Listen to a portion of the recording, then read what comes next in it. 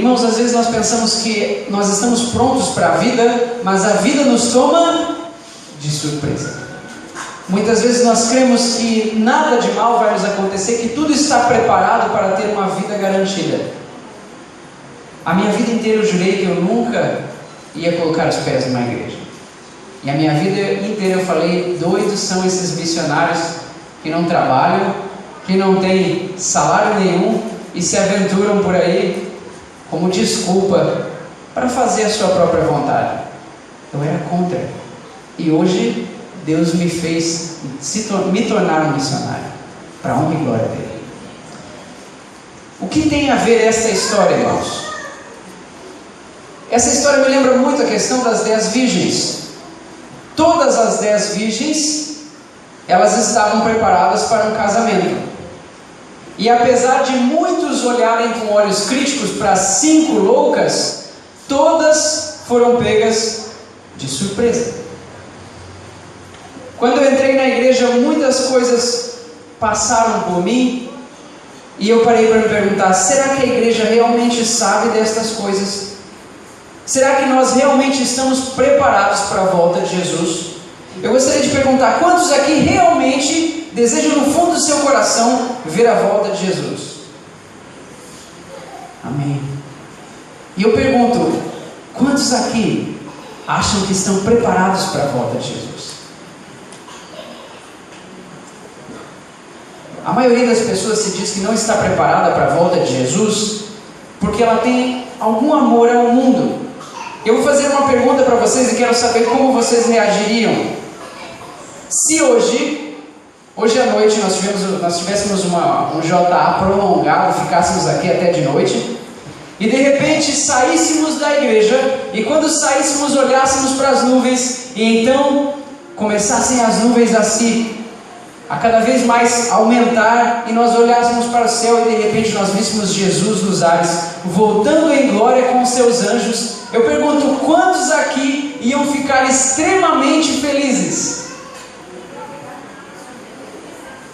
Eu digo para vocês, irmãos, eu me esconderia, porque eu saberia que não era Jesus. Será que estamos realmente prontos para a volta de Jesus? Porque muitas vezes nós não atentamos para os sinais da volta de Jesus. Há um homem muito famoso, um escritor americano chamado Mark Twain, e ele fala a seguinte frase: é muito mais fácil enganar uma pessoa do que convencê-la de que ela foi enganada. É muito mais fácil passar a perna em alguém do que dizer que a vida inteira você aprendeu algo que está errado. Eu pergunto para vocês, nesses dias de hoje, onde os homens são mentirosos, nós devemos acreditar na Bíblia ou no homem? Na Bíblia ou no homem? Na Bíblia. Eu pergunto para vocês, se eu pregar aqui e disser coisas contra a Bíblia, vocês vão crer em mim ou na Bíblia? Na Bíblia. Mesmo eu estou vendo que alguns estão com dúvida. Vocês creriam na Bíblia? Sim ou não? Sim. Eu vou fazer uma pergunta para vocês. Alguém sabe me dizer quais são os sinais que a Bíblia nos diz, os sinais da volta de Jesus? Alguém pode dar só um exemplo? Terremotos, guerra, fome, o que mais? Pestes, vários sinais. A Bíblia diz esses sinais, não diz? Sim ou não? E se eu disser para vocês que ela não diz, vocês vão acreditar em mim ou na Bíblia? E se eu disser realmente que ela nunca disse isso? Eu gostaria de convidá-las a abrir a Bíblia, em Mateus capítulo 24.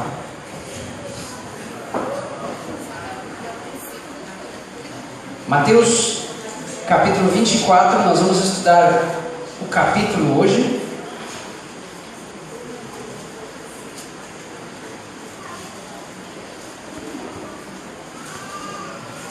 Em Mateus capítulo 24 nos conta uma história fantástica, na qual os discípulos estavam num pôr do sol saindo do templo com Jesus. Os fariseus, tentando acusar o Jesus de heresia, fizeram muitas perguntas a Jesus, e Jesus comentou com eles sobre a questão que o templo não era importante. Então os discípulos ficaram um pouco incomodados, porque Jesus tinha expulsado os fariseus de lá e ficaram pensando: o que será que eles deveriam fazer? Seguir todo o caminho do qual eles aprenderam a vida inteira, ou seguir este homem que era contra a tradição? A quem seguir? E no momento em que eles estavam naquele pôr do sol, subindo o Monte das Oliveiras, os discípulos, ainda com dúvida, chegaram em particular até Jesus e disseram: Jesus, olha que maravilhoso é este templo. E quando eles olharam para trás naquela montanha, eles tinham a visão completa de Jerusalém. E lá eles conseguiam ver a maior das sinagogas, o templo, no qual era feito todo de mármore branco. Era incrível aquela visão, porque algumas pedras, algumas rochas eram tão fantásticas que você ficava admirado, você ficava olhando sem conseguir desviar os olhares. E em cima, os enfeites e os ornamentos eram feitos todos em ouro. E aquele ouro, quando batia a luz do pôr do sol, fazia com que o templo inteiro brilhasse. E os discípulos olharam para Jesus e comentaram: este templo é fantástico. Mas Jesus chegou a eles e disse: irmãos, em verdade vos digo que não ficará pedra sobre pedra que não seja derrubada. E os discípulos ficaram então mais pesados. Eu quero que você preste bem atenção, porque nesse momento, a partir do verso 3, estando eles assentados no Monte das Oliveiras, chegaram-se a Jesus, os discípulos em particular, e fizeram 3 perguntas a Jesus Cristo. Dize-nos, quando serão estas coisas? Que coisas? A destruição do templo. Depois, o que sinal haverá da tua vinda? E quais são os sinais do fim do mundo? Jesus Cristo sempre foi fantástico naquilo que ele fez, porque Jesus, ele sabia a hora certa de usar as palavras. Muitas vezes Jesus não falava algumas coisas porque seus discípulos não estavam preparados. Ele mesmo diz na Bíblia: tenho muita coisa para vos dizer, mas vós não estáis preparados. Os discípulos ainda não entendiam que aquele reino não era o reino de Jesus. Eles ainda acreditavam que Jesus derrubaria as forças militares romanas e livraria o povo judeu das mãos dos romanos. Mas não era para isso que Jesus Cristo tinha vindo. Jesus, nesse momento, sabendo que os discípulos não estavam preparados para ouvir sobre o tempo do fim, misturou 2 acontecimentos que iriam acontecer. Um que iria acontecer em breve e um que seria a volta de Jesus. Aqui ele descreve não só a destruição do templo de Jerusalém, a tomada de Jerusalém no ano 70, mas ele também fala da questão da destruição da igreja de Deus no fim dos tempos. Eu quero que vocês saibam, irmãos, que assim como Jesus Cristo, eu digo para vocês que nenhuma placa de igreja salva. Nenhuma. Vir à igreja também não salva ninguém.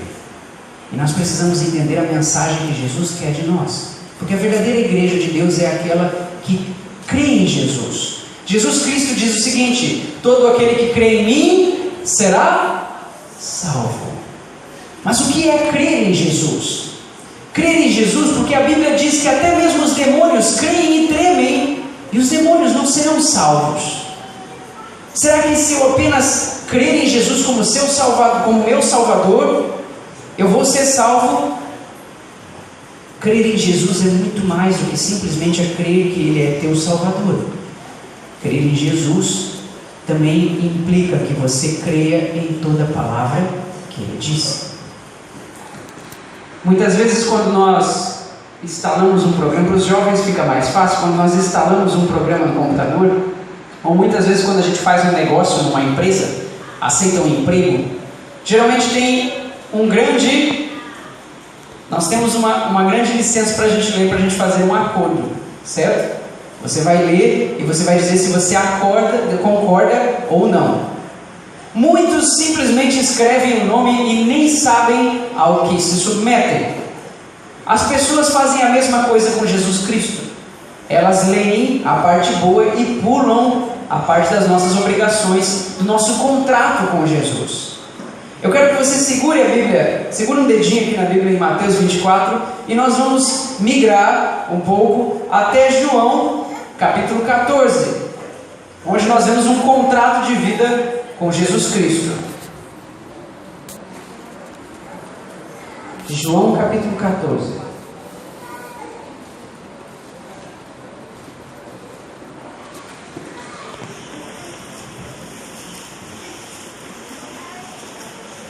Em João capítulo 14, no verso 13,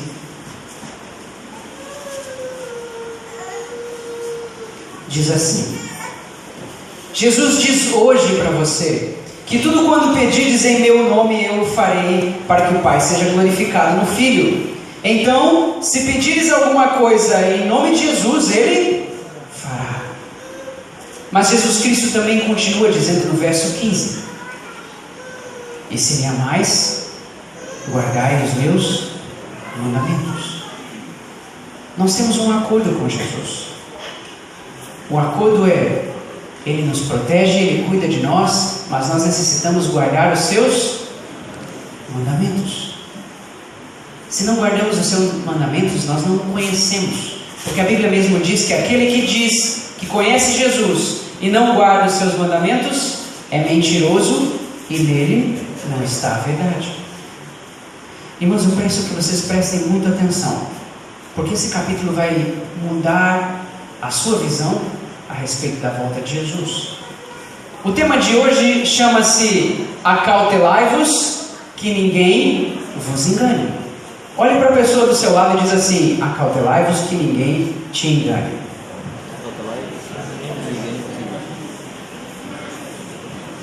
Irmãos, temos que ter muito cuidado para não sermos enganados. E o que eu digo é muito sério. Muitas vezes, como povo de Deus, somos enganados por clichês. Estamos acostumados com respostas fáceis e muitas vezes não buscamos algo mais profundo. E não entendemos o que Deus realmente quer dizer para nós. Voltando para Mateus capítulo 24, nós vamos começar a ver o que Jesus disse sobre o fim dos tempos aos discípulos.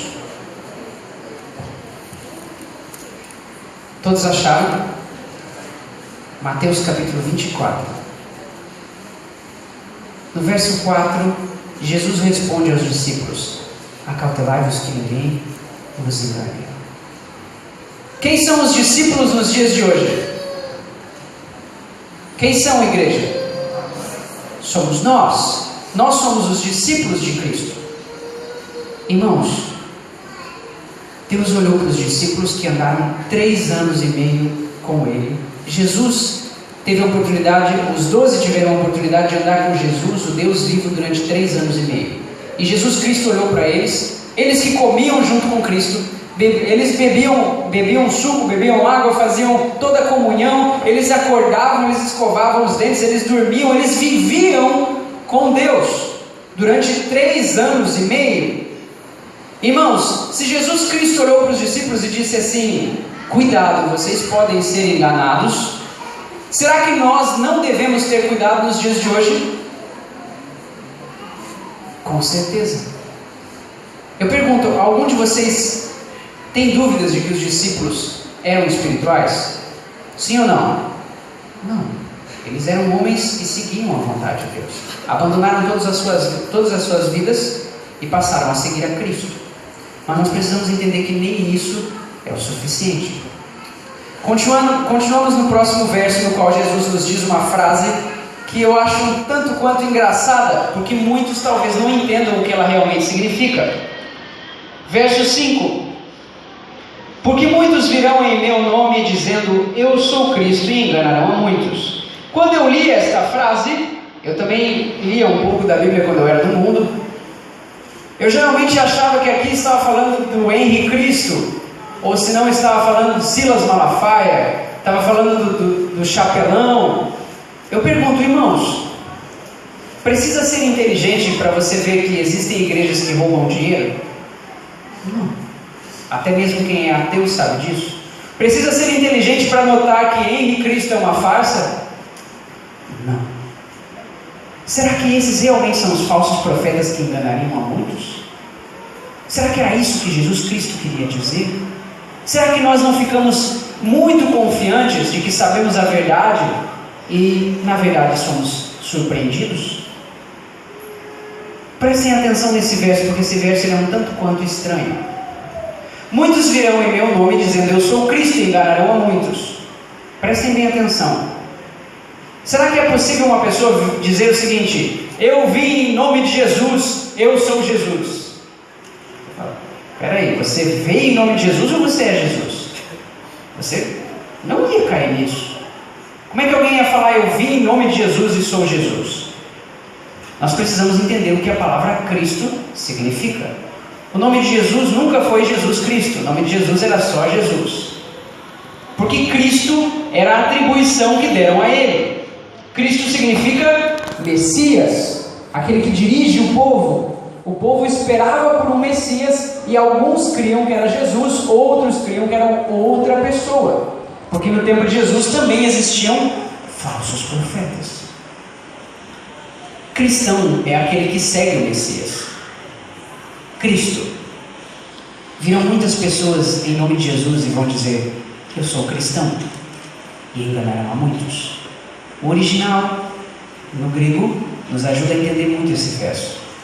Nós entendemos que muitas pessoas no fim dos tempos vão se dizer cristãs, e na verdade enganarão a muitos, porque elas têm aparência de piedade, mas negam a sua eficácia. Elas têm aparência de ser pessoas boas, mas na verdade negam o ato. Nós precisamos entender mais do que Jesus realmente nos diz nesses tempos. Acompanhando comigo a partir do verso 6, nós temos uma grande surpresa. Irmãos, vocês sabem por que o mundo tem por graça, eu não estou dizendo de graça de bênção, eu estou dizendo de graça de dar risada os cristãos. Você sabe por que o mundo debocha dos cristãos? Porque quando acontece qualquer coisinha, o cristão sai gritando, Jesus está voltando. E geralmente as pessoas olham e falam, seus avós falavam isso, seus pais falaram isso, e você continua falando, e Jesus não volta. Quantos aqui já ouviram isso? Muitas pessoas dizem isso no mundo. Jesus não volta porque está sempre acontecendo guerra. Eu achei muito estranho, porque no meio adventista muitas pessoas começaram a falar, olha só esse terremoto que teve em Manaus, é o sinal da volta de Jesus. Eu falei, rapaz, coitado dos japoneses, eles devem pensar que Jesus está voltando a cada semana. Nós precisamos entender que Jesus não volta, não é porque Ele demora, é porque nós não sabemos discernir os sinais do fim dos tempos. Nós precisamos entender o que acontecerá antes da volta de Jesus. Verso 6 nos diz o seguinte, e ouvireis de guerras e rumores de guerra, olhai, não vos assusteis, porque é necessário que isso tudo aconteça, e este é o tempo do fim. É isso que está escrito? Não, mas ainda não é o fim. Irmãos, desde a época de Jesus acontecem guerras. Já acontecia guerra desde o tempo de Sodoma e Gomorra. Guerras aconteceram entre a Primeira Guerra Mundial, a Segunda Guerra Mundial, o Holocausto de Hitler, e até hoje nós temos guerras em vários lugares. Talvez o Brasil não tenha essa noção, porque a gente não vive isso. Mas na Angola e outros países o pessoal vive em constante guerra. Se você disser para um angolano que a guerra significa que é o sinal da volta de Jesus, ele vai olhar para você e dizer, irmão, eu estou esperando desde que eu nasci. Nós precisamos entender o que realmente é a volta de Jesus. As guerras não são sinais da volta de Jesus. E Jesus continua nos dizendo no verso 7. No verso 7 ele diz o seguinte, porquanto se levantará nação contra nação, reino contra reino, haverá fomes e pestes e terremotos em vários lugares. Mas todas essas coisas são o princípio das dores. Irmãos, eu sei que a vida inteira nós aprendemos que guerras, nós aprendemos que terremotos, que fome são sinais da volta de Jesus, mas nunca foram e não serão. Nós sabemos que haverá guerras até o dia do tempo do fim. Isso nós podemos dizer, mas isso é confuso. Se eu falar com uma pessoa, não, o sinal do tempo do fim é guerra, é terremoto e fome, ela vai esperar Jesus e ela nunca vai encontrar. Porque não foi isso que Jesus quis dizer. Nós precisamos compreender, irmãos, que como igreja de Deus, precisamos ter a resposta para dar às pessoas. E Jesus Cristo continua nos dando a resposta sobre a primeira pergunta da qual os discípulos fizeram. Irmãos, contra quem o diabo está irado nesse tempo? Contra os que guardam os mandamentos e têm a fé de Jesus, o testemunho de Jesus. Satanás está irado contra esse povo e é esse povo que Satanás quer enganar. Por isso nós temos que tomar cuidado, porque nós somos o alvo de Satanás. A partir do momento que você se levanta e você se batiza, você decidiu entrar numa guerra. Você decidiu entrar num grande conflito. E decidiu se tornar não só um soldado, mas também embaixador celeste.